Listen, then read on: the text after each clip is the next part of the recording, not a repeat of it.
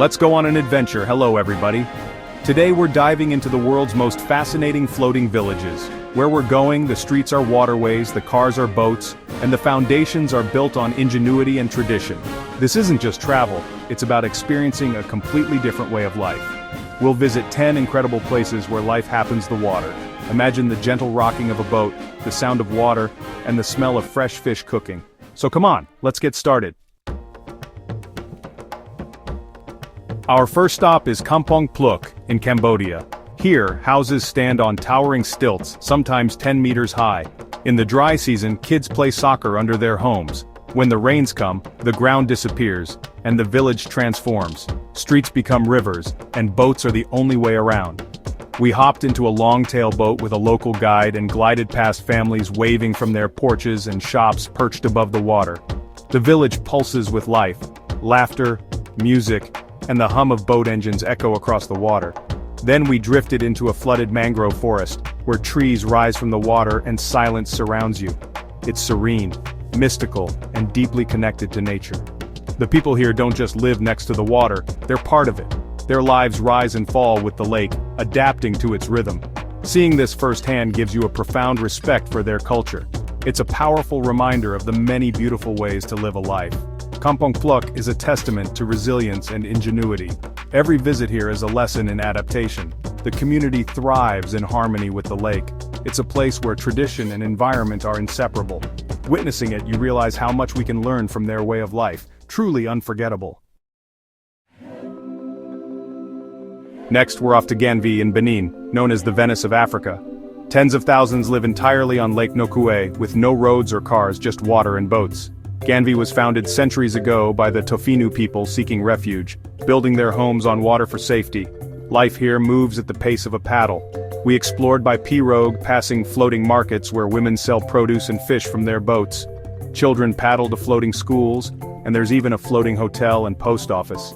Houses are built from bamboo and wood, perched on stilts. The people are welcoming and proud, living in harmony with the lake.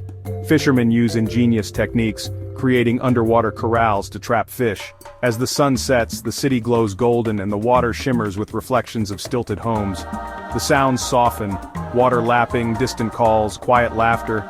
Here you're not just a tourist, you're a guest in a remarkable home.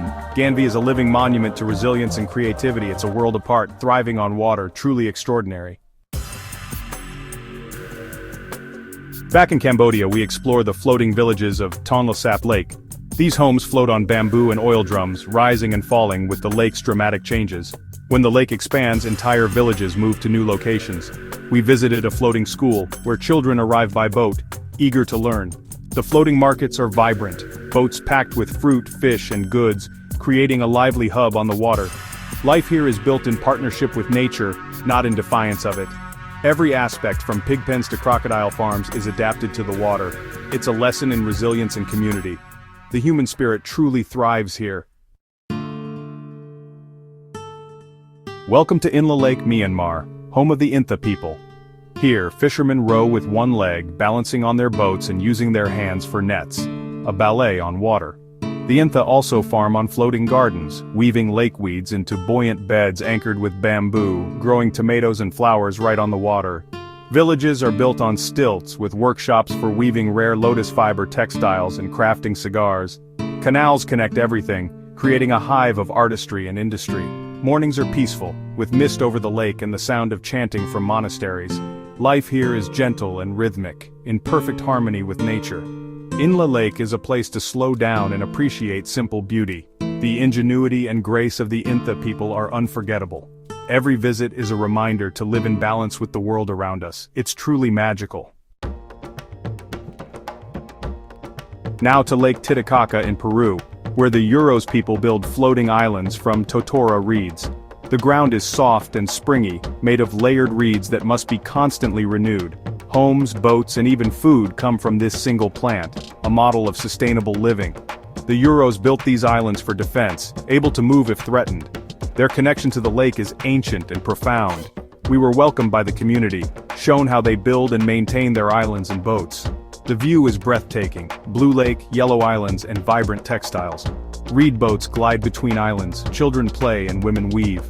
The Euro's world is practical, beautiful, and deeply bonded to the sacred waters. It's a humbling example of human ingenuity. Next, we visit Vietnam's Ha Long Bay, a landscape of towering limestone karsts and emerald water. Floating fishing villages nestle among the cliffs, their homes tethered together in colorful clusters. Life here revolves around the sea, fishing, aquaculture, and navigating the bay's currents. We visited a floating home, sharing tea and stories with a family who grew up on the water. Their knowledge of the bay is inherited, not learned from maps. As the sun sets, floating houses twinkle like stars on the water. Living here means calling a world wonder your backyard. These communities are the heart of Ha Long Bay. Even in epic landscapes, it's the human stories that shine. Ha Long Bay's floating villages are truly special. In Manipur, India, Loktak Lake is home to phumdis, naturally floating islands of vegetation. Fishermen build huts on these drifting islands, living a semi-nomadic life in sync with the lake. The largest phumdi is Cable Lamjau National Park, the only floating national park, home to the rare Sangai deer. We explored with a local fisherman, learning about their sustainable fishing methods and spiritual connection to the lake. The landscape is ever-changing, peaceful, and ancient. Loktak Lake is a fragile paradise, rich in biodiversity. It's a powerful reminder of how humans can live within nature's balance. The floating world here is a treasure. It deserves our admiration and protection. In Hong Kong's Aberdeen Harbour, tradition meets modernity. The Tanka People's floating village sits in the shadow of skyscrapers, a dense neighborhood of boats old and new. We toured by sampan, passing fishing junks turned homes and luxury yachts side by side. The floating economy thrives, boats selling noodles, water, and fresh catch. The community is tight-knit, resilient, and proud of their heritage.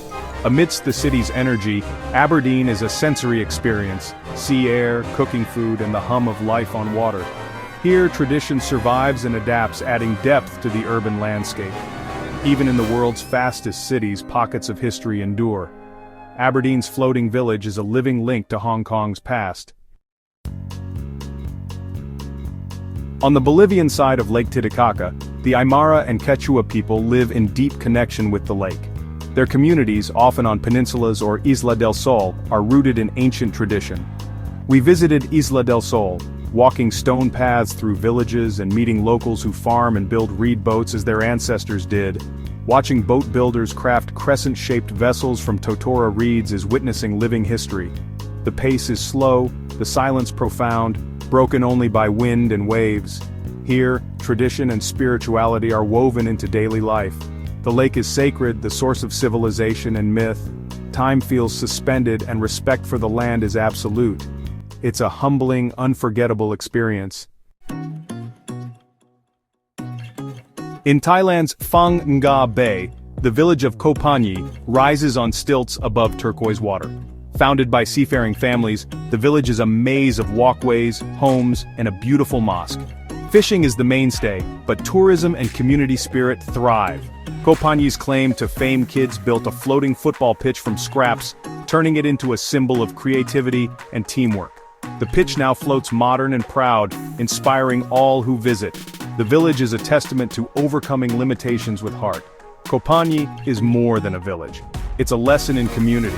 Here, ingenuity and togetherness create something amazing. What a perfect place to end our journey. What a journey! We've seen that home isn't about solid ground, it's about community, ingenuity, and spirit. Thank you for joining me and sharing these stories. If you enjoyed this adventure, consider subscribing and supporting our journey. Let's keep exploring, learning, and connecting with kindness and curiosity.